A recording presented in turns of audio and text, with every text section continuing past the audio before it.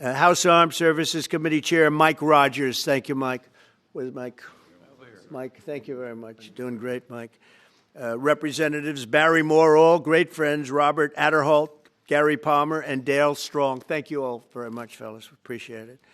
In my first term, I created a thing called Space Force, so important. You know, we were losing the race in space very badly to China and to Russia, and now we're far and away number one in space, and reestablished Space Com with a mission to protect American space assets and detect any threat to our homeland. We initially selected Huntsville for the SpaceCom headquarters, yet those plans were wrongfully obstructed by the Biden administration. And as you know, they moved them to a different locale. And today we're moving forward with what we want to do and the place that we want to have this. And this will be there for hopefully hundreds of years. That's where it's going to be. I will say I want to thank Colorado. The problem I have with Colorado, one of the big problems, they do mail-in voting. They went to all mail-in voting. So they have automatically crooked elections. And we can't have that. When a state is for mail-in voting, that means they want dishonest elections, because that's what that means. So that played a big factor also. In Huntsville, SpaceCom will play a key role in building the Golden Dome, as you know. That's going to be a big thing. Everybody wants to be a participant in it. Missile Defense Shield, we're going to be having a Golden Dome that the likes of which nobody's ever seen before. The finest, the best. And by the way, Canada called. They want to be a part of it, and that'll be great. But Canada wants very much to be included in that, and we're going to work something out with them, I hope. It will also ensure that our technological capabilities, of which we're way ahead of anybody else, there's nobody close, remain unmatched long into the future. So I'd like to ask Secretary Hegseth to say a few words. He was very much a part of it. And really, everybody behind me was. Every one of these people would call me and lobby me. I said, Katie, I don't want to talk to you anymore. I know what you want. She said, that's right, sir. That's what I want. And they got their way. So I just want to congratulate. These are really special people. They're politicians in many ways, but they're great patriots, I think even more so than politicians. So they fought very hard to get it, and it's an honor to give it to Huntsville.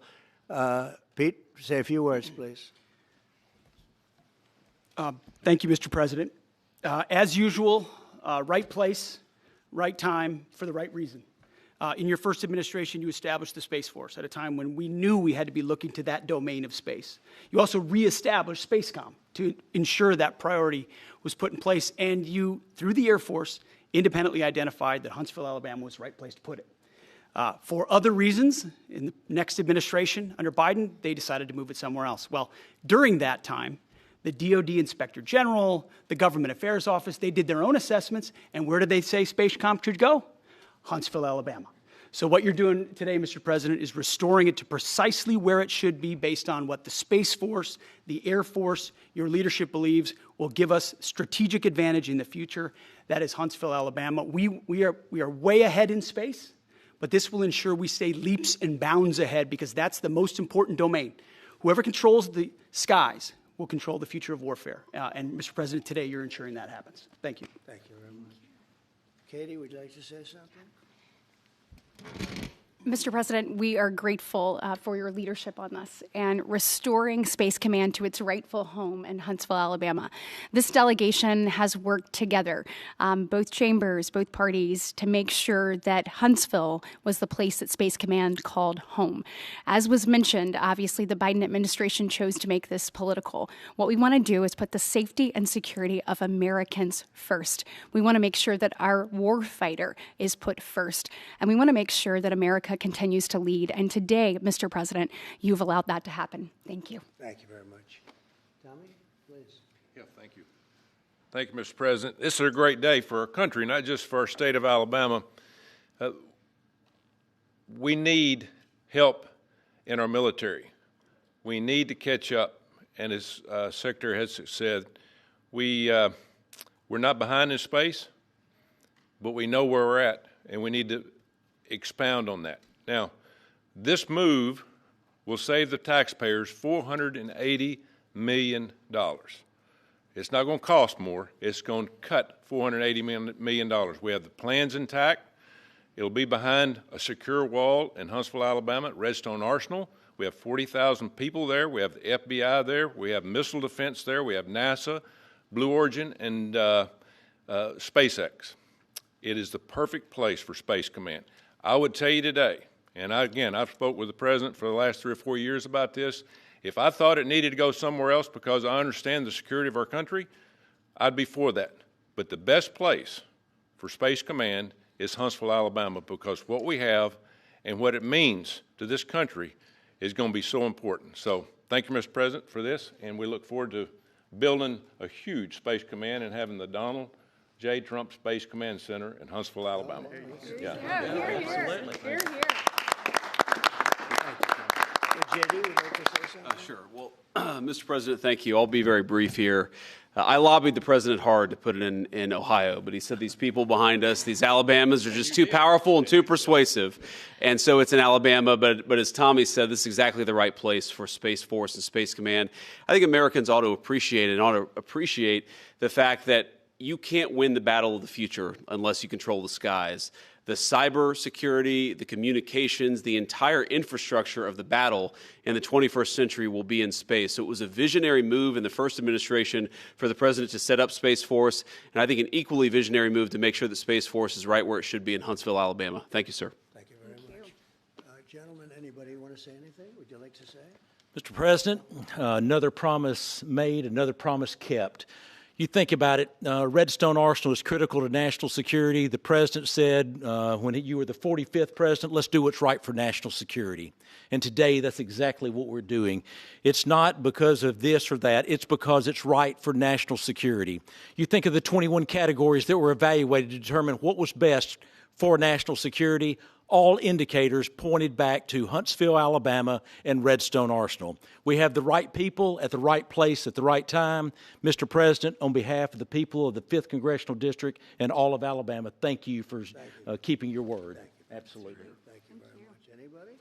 Let me just say, Mr. President, I want to say thank you. And thank you for doing this because it was the right thing to do. When they looked at all the numbers, Huntsville was the place to go, and like you say, it was unfortunately pulled out, but you made it right. So I want to just say thank you again for a grateful nation, and to the state of Alabama, we're very grateful. Thank you, and God bless. Thank you. Thank you very much. Please, go ahead. Thank you, Mr. President. Throughout history, militaries has always understood that whoever could hold the high ground held the advantage. Space is the ultimate high ground. And what we're doing with moving the Space Command to Huntsville is absolutely critical to our maintaining dominance in that sphere. And it goes hand in hand with what we're trying to do with the Golden Dome and missile defense to defend against anyone else who tries to enter that sphere. So thank you, Mr. President. Thank you very much. Please. Thank you, Mr. President. And obviously, national defense is a huge issue. And when you look at the scores, Alabama was #1. And for political reasons, it was moved out of our state. But, Mr. President, thank you for making priorities the defense and the warfighter and the safety of this nation. And in the big, beautiful bill, that Golden Dome will be built in Huntsville, Alabama, and we're grateful for that. Thank you. Listen, as chairman of the Armed Services Committee, I care very much about what's most important for our national security. And the president held a nationwide competition to determine where we should have this command. If y'all remember, at the end of that competition, where Alabama came in first, there was a lot of complaints from the other states who did not place well. He said, we'll do it over with new criteria to accommodate your concerns. Alabama came in first in that second competition. His Secretary of the Air Force reviewed the results, said it was fair, and the president named Huntsville. It was the Biden administration that decided to make it political, even though his own Secretary of the Air Force said it was a fair competition and it should be in Huntsville. So I want you to know I appreciate this president standing up and being strong and saying he's going to make this right and put it where it rightfully belongs, and that's Huntsville, Alabama. Thank you very much. Good job. So thank you all very much. You are going to leave me alone now? You're not going to call me anymore and talk about this subject, right? You promise? They'll start something else. But I just want to congratulate you. It's a very big deal. When you come out and when you leave the room, you'll see that we just over the last few minutes, literally shot out a boat, a drug-carrying boat, a lot of drugs in that boat. And you'll be seeing that, and you'll be reading about that. It just happened moments ago, and our great general, head of the Joint Chiefs of Staff, who's been so incredible, including what took place in Iran, knocking out potential nuclear power for a long time to come. I think within a month they would have had it if we didn't do what we did. But he gave us a little bit of a briefing, and you'll see. And there's more where that came from. We have a lot of drugs pouring into our country, coming in for a long time. And we just, these came out of Venezuela and coming out very heavily from Venezuela. A lot of things are coming out of Venezuela. So we took it out, and you'll get to see that after this meeting is over. Do you have any questions, please? Yeah, please. Thank you, Mr. President. Senator Cumberville talked about the cost savings Yeah. associated with this announcement. Can you talk about the strategic benefits by having Space Force Command headquartered in Huntsville? Well, it just works because we have so much else there. And having a central, you could call it a central command, but it really is a command station. Also, even locationally, where it is, and when you think about flying distances, if you can save a half an hour as fast as some of these planes go and things go, and even the rockets go, if you can save by having the best location. So we went out, as you know, to experts, and we had 4 different groups of experts. They all said this was the best location. I also loved it from the standpoint, I know the people of Alabama, they are great people, work hard, and there's no games, and they're very proud of it. And I would say they fought harder for it than anybody else also. A lot of states, 5 states really wanted it, but they wanted it more. And I kid you not when I say that these people, they spoke to me a lot. That's all they wanted to talk about. They didn't want to talk about the weather. They only wanted to talk about moving to this location, moving to Alabama, Huntsville in particular. So we're honored to do it. They really wanted it badly, and they got it. Peter? President Trump, something completely different, but about a big viral social media trend over the weekend. How did you find out over the weekend that you were dead? You see that? No. People didn't see you for a couple days. 1.3 million user engagements as of Saturday morning about your demise. Really? You didn't see that? You know, I have heard, it's sort of crazy, but last week I did numerous news conferences, all successful. They went very well, like this is going very well. And then I didn't do any for 2 days, and they said there must be something wrong with him. Biden wouldn't do them for months. You wouldn't see him. And nobody ever said there was ever anything wrong with him, and we know he wasn't in the greatest of shape. No, I heard that. I get reports. Now, you knew I did an interview that lasted for about an hour and a half with somebody, and everybody saw that was on one of your competitors. I did numerous shows and also did a number of truths, long truths, I think pretty poignant truths. No, I was very active over the weekend. They also knew I went out to visit some people at the club that I own pretty nearby on the Potomac River. And no, I've been very active, actually, over the weekend. I didn't hear that one. That's pretty serious stuff. I'm glad it's Well, it's fake news. You know, it's just it's so fake. That's why the media has so little credibility. I knew they were saying, like, is he okay? How's he feeling? What's wrong? I said, I just left. And it's also sort of a longer weekend, you know. It's Labor Day weekend, so I would say a lot of people know. I was very active this Labor Day. I had heard that, but I didn't hear it to that extent. Go ahead, Peter. something else. We know that this country has a huge problem with school shootings. You've said that you're open to sending the National Guard pretty much anywhere. Would you ever consider sending an armed National Guardsman to every school? Well, we have a big problem with school shooting, but we also have thousands and thousands of schools that run perfectly. You know, they talk about you can do things construction-wise, and that's really, I think nobody knows more about construction than me. You can build the construction doors. You can build what they call safety doors, where they lock on the outside, the inside, and every place else. Well, but if one of these lunatics happens to get through, then the police can't get in. Then they're looking for keys all over the place, and it takes a lot of disadvantages to spending billions and billions of dollars and actually making it safer in some way for some of these lunatics that we're dealing with. But I don't think so.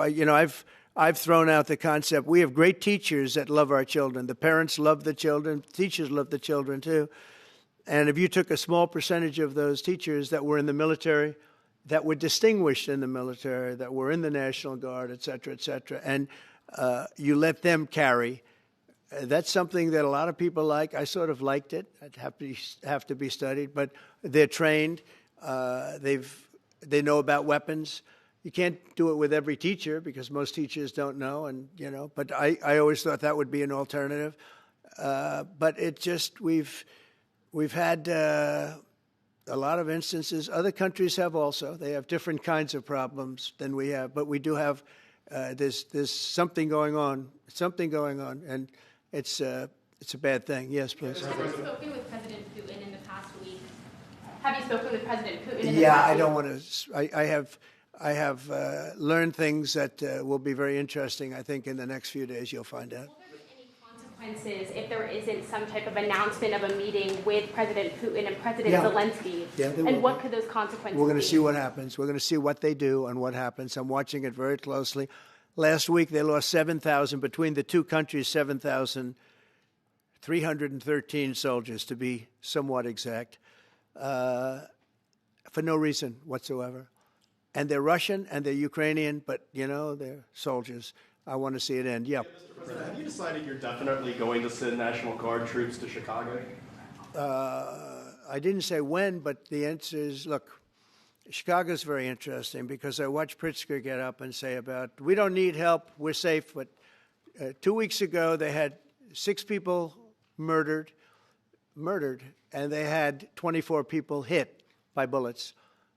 Last week, as you know, it was 7 people, 24 people hit, and 7 people died. And then over the last 2 days, that was the crown jewel. They had, I guess, 9 or 10 killed, and 50 hit with bullets. And you have this governor get up, who's a terrible governor. Probably he and Gavin Newsom would be probably the 2 worst and most naive. They're naive. Either they're naive or they're very untruthful. And he'll say, we don't want any protection. We don't need. So in the last 3 weeks, he's lost almost 20 people killed. There's no place in the world, including you can go to Afghanistan, you can go to places that you would think of.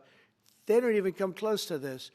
Chicago is a hellhole right now. Baltimore is a hellhole right now. Parts of Los Angeles are terrible. If we didn't put out the fires, and I mean the other fires, the bullet fires, they didn't do a good job with, they should have had the water coming down, like I said. We had to release the water. We had to go in and release the water to L.A. It's so badly run. But if I didn't send the National Guard into Los Angeles, I would be making an announcement today. I'd be talking about Huntsville, and I'd simultaneously be saying, by the way, the Olympics is not coming to Los Angeles. If we didn't do that, and even the sheriff, the top law enforcement person in Los Angeles said, we could not have handled it without them. So that's what he said. Did you make your mind up on Chicago, though? Well, we're going in. I didn't say when. We're going in. When you lose, look, I have an obligation. This isn't a political thing. I have an obligation. When we lose, when 20 people are killed over the last 2.5 weeks, and 75 are shot with bullets. So let me tell you a little story about a place called D.C., District of Columbia, right here where we are. It's now a safe zone. We have no crime. It's in such great shape. You can go and actually walk with your children, your wife, your husband. You can walk right down the middle of the street. You're not going to be shot, Peter. You're safe. Everyone likes you anyway. They probably wouldn't do it. But it's so dangerous. And there are people in this audience that you've suffered greatly. There are people in this audience that have been mugged and hurt badly, and they don't want to talk about it. Maybe you were very brave in talking about it. You made quite an impression on a lot of people. I appreciate it. But there were other people in this room that have been hurt very badly just walking down the street in D.C. Washington, D.C. is a safe zone right now. It's a safe city. The restaurants are open. they're booming. You can't get a restaurant. New restaurants are announcing that they're going to be open. This took place in 12 days. Now it's 15 days, but 3 days ago it became what's known as a safe zone. It's a safe city.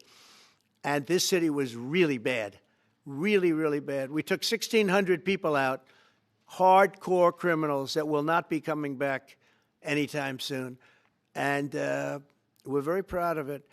You know, to have our nation's capital lose every week. You know, it was like years, many years, where every single week somebody was killed for many, many, many consecutive weeks. This went on for years. And then we had, last week it was announced that nobody was killed last week. And I made that announcement in front of a very distinguished leader of a country. And I'm saying proudly, ladies and gentlemen, nobody was killed in Washington, D.C. this week. He looked at me like, what's that all about? I said, yeah, we have a little bit of a crime problem, and we don't have a crime problem in Washington anymore. And the mayor has been very helpful, and the police commission has been very helpful, and it's been a great team. And I would love to have Governor Pritzker call me. I'd gain respect for him and say, we do have a problem, and we'd love you to send in the troops, because you know what? The people, they have to be protected. I saw today on one of your networks, not a friendly network, except really the opposite, I would say, very unfriendly network, and they interviewed about 12 people on this morning.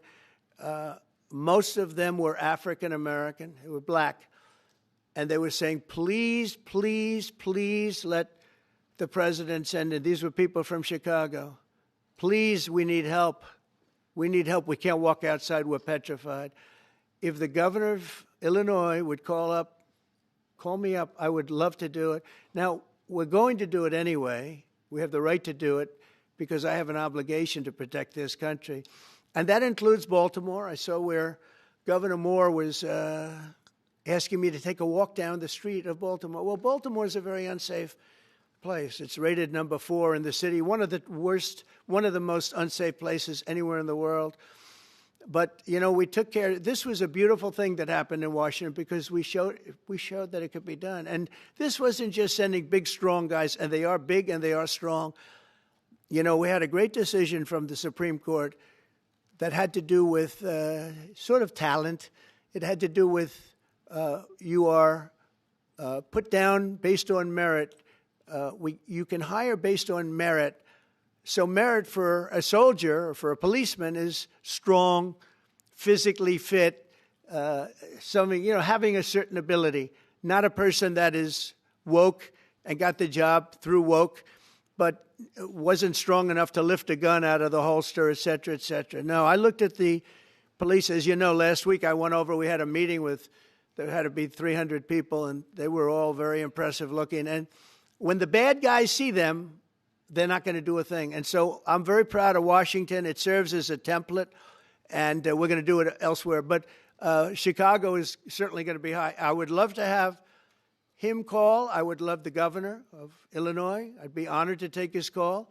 All he has to do is say, sir, we need help. It's out of control. And everyone knows it is. He's not kidding anyone. I would love to have, I would say, Governor Moore call, because I watched him over the weekend trying to explain that Baltimore, what they need is housing. No, they don't need housing. They need to get rid of the criminals. These are hardcore criminals. You know, we took many people off the streets of Washington, D.C. They're hardcore. They're not going to be good. In 10 years, in 20 years, in 2 years, they're going to be criminals. They were born to be criminals, frankly. They were born to be criminals, and they're tough and mean, and they'll cut your throat, and they won't even think about it the next day. They won't even remember that they did it. And we're not going to have those people. Washington, D.C. is now a safe zone. It's a safe place. And you can walk, Katie, you can walk right down the street with, by the way, one of the biggest human beings I've ever seen, which is her husband. He was a football player for like 11 years in the NFL. He's a big person. But big doesn't mean anything when they have guns and when they have knives and everything else that they have, right? But you can walk right down the street, even by yourself, and you're totally safe. Washington, D.C. is a great thing. Yes, ma'am, please. Mr. President, as you're calling on Democratic leaders across the country to work with you on crime. Do you see your efforts here in D.C., including, for example, working with Mayor Bowser here as a model for bringing more bipartisanship in matters not only with crime, but also issues that matter to everyday American people's lives? So Mayor Bowser's been great. She could have taken the thing, oh, well, and then after I clean it up, they'll take credit for it. You know what they do is they take credit. Like, we cleaned up Los Angeles. We did a great job there. And it was overwhelming what was going on. And again, the police chief made a statement that we could not have done, there's no way they could handle it. You saw what was happening out there. It was going to be a disaster. We stopped it cold.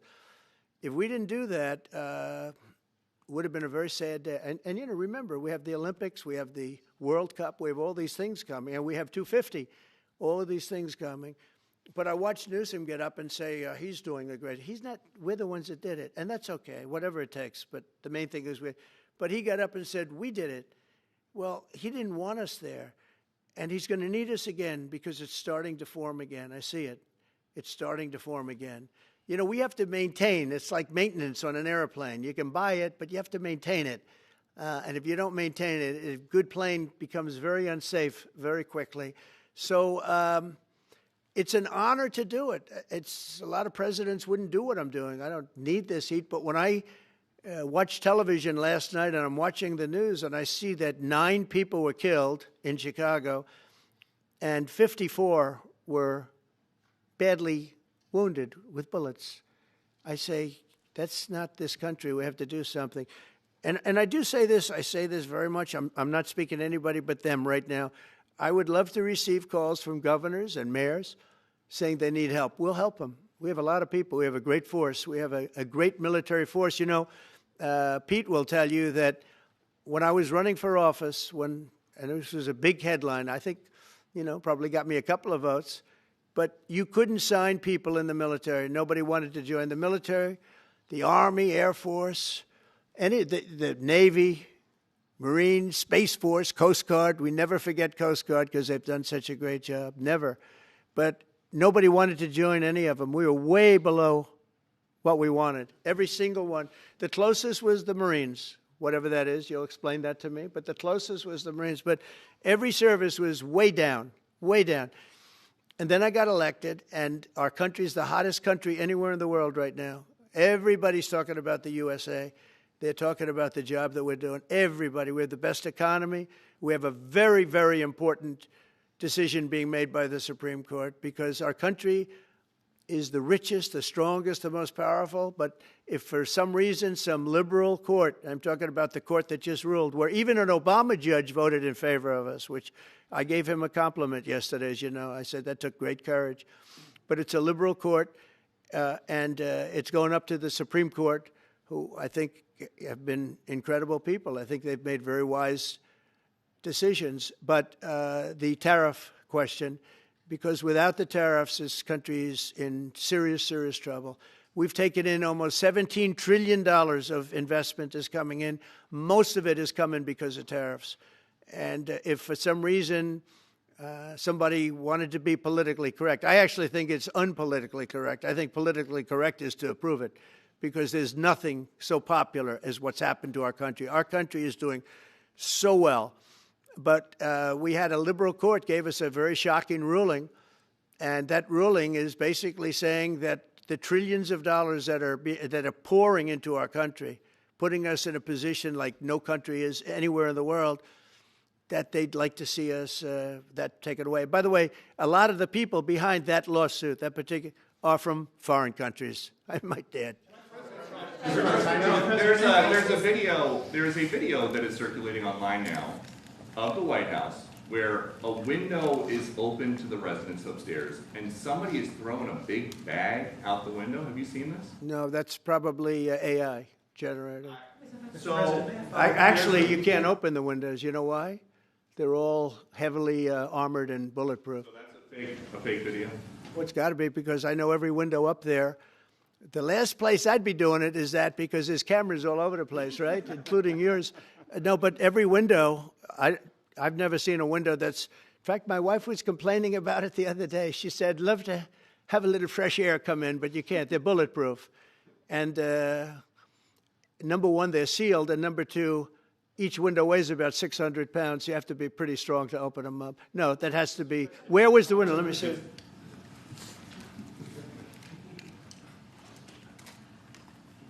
Maybe from the renovations. Which is the window? It looks like this is on the 15th Street side, I think. Yeah. So right here. Yeah, those windows are sealed. Those windows are they're all sealed. You can't open them. What you were saying regarding the federal. It's the kind of thing they do. And one of the problems we have with AI, it's both good and bad. If something happens really bad, just blame AI. But also they create things, you know. It works both ways. If something happens that's really bad, maybe I'll have to just blame AI. But there's truth to it because I see so many phony things. I saw something as I was growing up from the time I was a baby till now. I said, who did that? It was AI generated. So it's a little bit scary, to be honest with you. But those windows are all very heavily sealed. Thank you, Mr. President. I want to follow up with what you were saying regarding that federal appellate court that ruled against you and your administration as it relates to your ability. Well, they ruled against our country, the court, and they ruled against us before. It's a very liberal court. You called it highly partisan in your Well, it social certainly media is. It certainly and in is. fact, it was along ideological lines, 7-4. Well, except that we actually got one of the Obama judges that was appointed by President Obama voted in favor of the tariffs because he felt it was imperative for our country to thrive and survive even.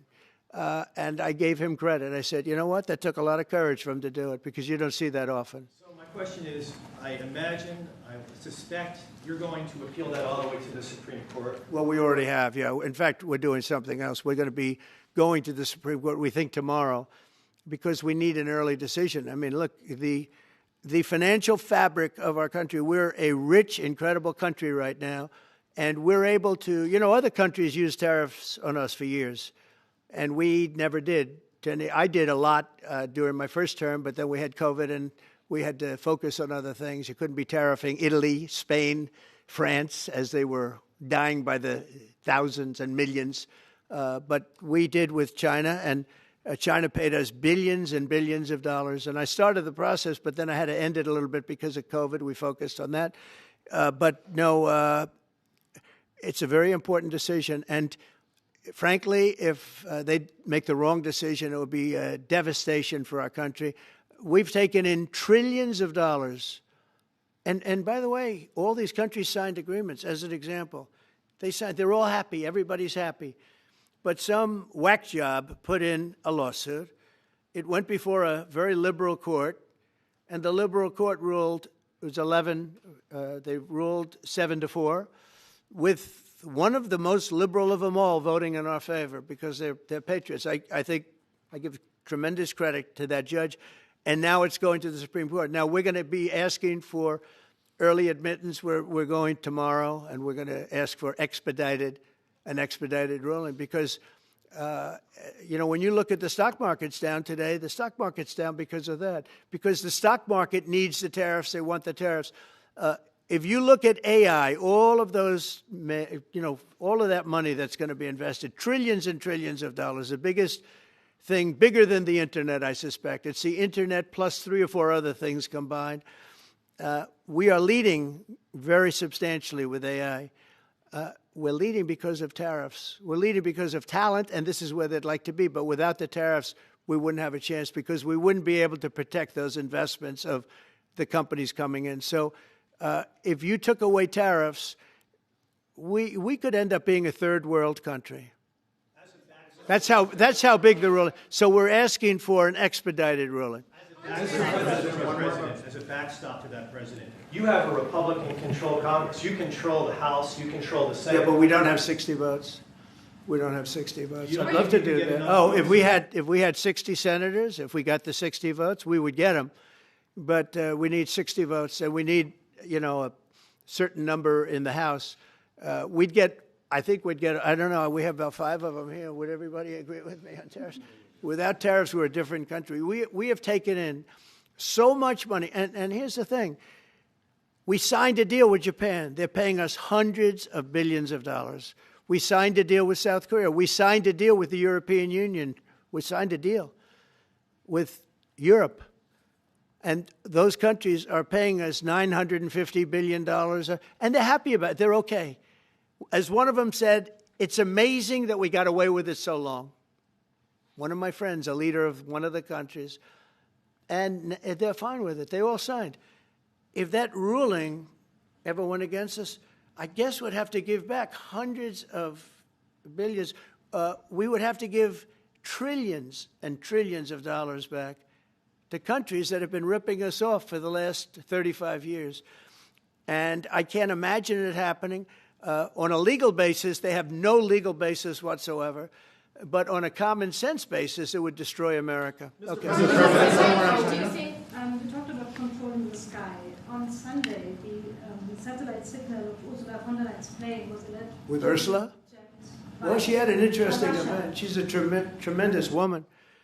And so what are you asking me about her? NATO is concerned about it. I do too, about this. Sure, NATO is concerned about it. Well, nobody knows where it came from, but they did take away her ability to use a phone. You know? Sometimes that's a good thing. Sometimes that could happen to me. I'd be very happy. Mr. President, are you considering reducing the tariffs on India from 50%? What does that mean? Are you considering taking away some of the tariffs that you've imposed on India? You had posted. No, we get along with India very well. But India has, you have to understand, for many years it was a one-sided relationship. Only now since I came along, and because of the power that we have with tariffs, India was charging us tremendous tariffs, about the highest in the world. They were about the highest in the world, number one. And we, therefore, weren't doing much business with India, but they were doing business with us because we weren't charging them. Foolishly, we weren't charging them. So they would send in massive, everything they made, they'd send it in, pour it into our country. Therefore, it wouldn't be made here, which is a negative. But we would not send in anything because they were charging us 100% tariffs. And, I'll give you an example, Harley-Davidson. Harley-Davidson couldn't sell into India. There was a 200% tariff on a motorcycle. So what happens? Harley-Davidson went to India and built a motorcycle plant. And now they don't have to pay tariffs. Same thing as us.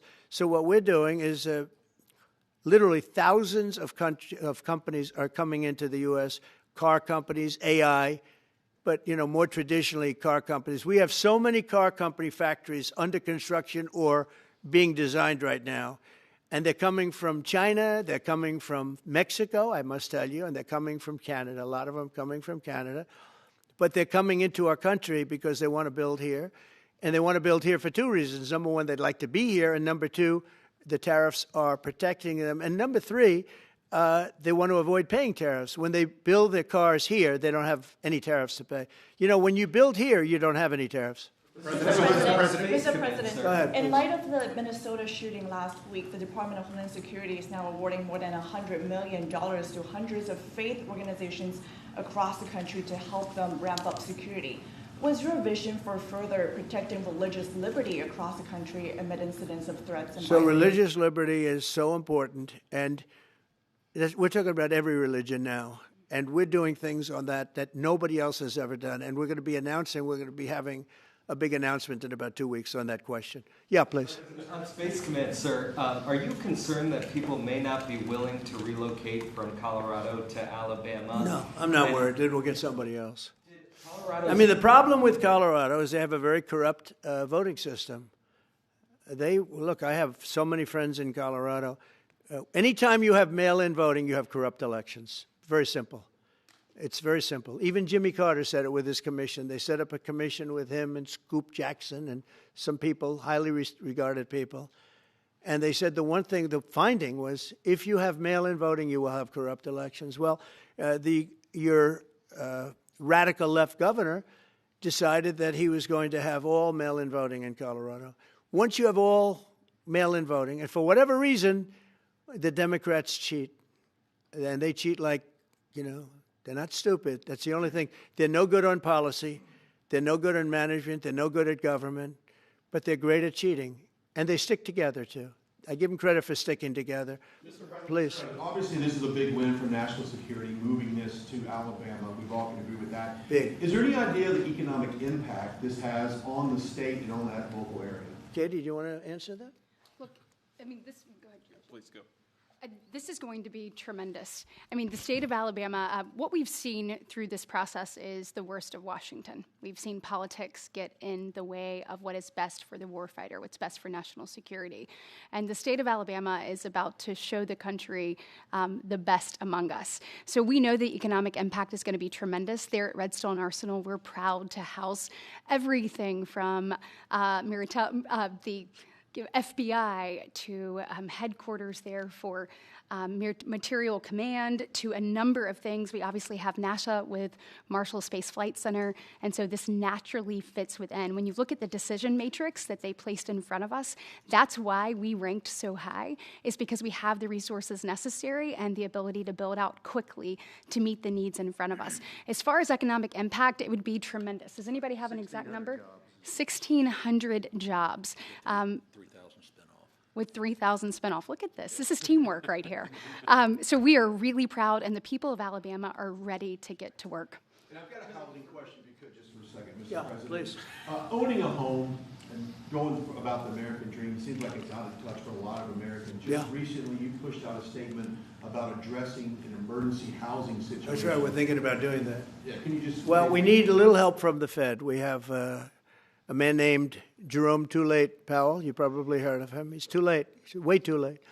And the economy is so strong that it's pushing through that. Normally, it would have been much tougher. But we're doing so well that we're pushing through it. But it makes it very hard for people to get mortgages because too late is too late. Very simple. He's too late. And probably political, whatever. He wasn't too late before the election. Before the election, he was cutting rates, right? Because he was hoping that, I guess, Biden would get in or that Kamala would. He was a big Biden guy. Explain that one. And then he was a Kamala person. But he was hoping, I guess, she'd win, I guess. I don't know. It didn't work out too well. But, yeah, we need a very serious cut. You know, I think that if you look back many decades ago, the United States was always the lowest, even if they were doing badly. The United States was, because without the United States, everything in the world would die. It's true. It's so powerful. It's so big. And I made it really big in the first 4 years. Then it started to degenerate with what this Biden administration did. But we built it up to a level that I never thought we could be at this quickly. We're the hottest, we're the best financially. The money coming in is so big because of tariffs and other things, but because of tariffs. Tariff gets us even those other things.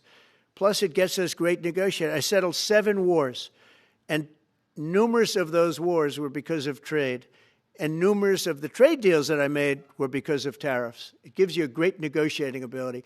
If that ability were taken away from us by a liberal court acting on essentially foreign nations asking to get help from the United States government, when they've been doing this to us for 40 years, that's why we have $38 trillion in debt.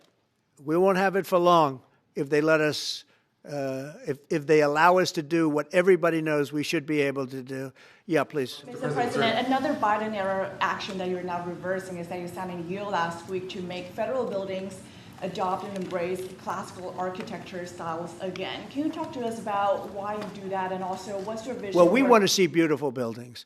Now, you know, it's in the eye of the beholder. I've seen architectural reviews over the years. I'm an expert at it. I've gotten a lot of great reviews. But I've seen buildings that I didn't think were very good get great reviews, and I've seen great buildings get bad reviews. So, but it's just a standard. We want to have a good standard. We're building something here. You know, for 150 years, they wanted a ballroom at the White House. We're doing something at the highest level, using great architects and all. And, you know, it's very exciting. But we have a lot of interesting things happening architecturally in D.C. And D.C. is like a different place. And, you know, even the contractor said, sir, we walked down today, we feel like much safer. It's like a different place. Washington, D.C. is great. Now, we're going to also beautify it. We're going to put a topping on the roads. We're not going to rip them apart and take 4 years to build a road that was exactly the same by the time you build it. But we're going to put toppings. We're going to put new medians in. We're going to get the graffiti off. We're going to put tiles up in the tunnels where the tiles are missing.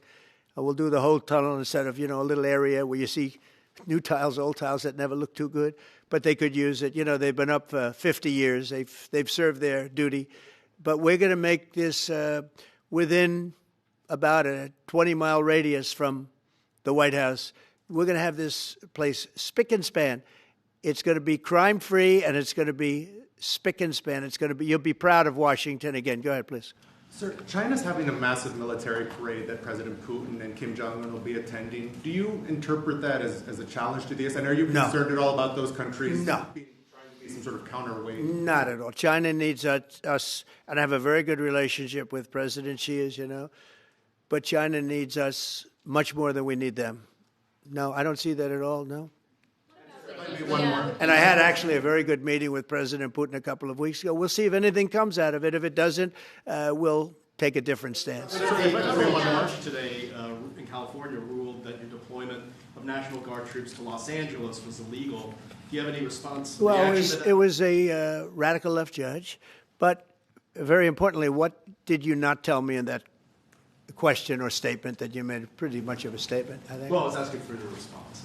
No, you didn't say what the judge said, though. The judge said, but you can leave the 300 people that you already have in place. They can continue to be in place. That's all we need. But why didn't you put that as part of your statement? Because the same judge ruled exactly as you said, except the judge said that you could leave the 300 people that you already have in place. They can stay, they can remain, they can do what they have to do. Thank you very much, everybody. We appreciate it. Thank you. Thank you. Thank you very much.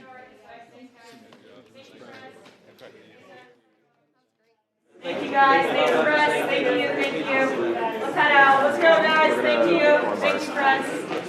Thanks, guys. Let's go. Let's go. Keep going. Thanks, guys. Thank you, press.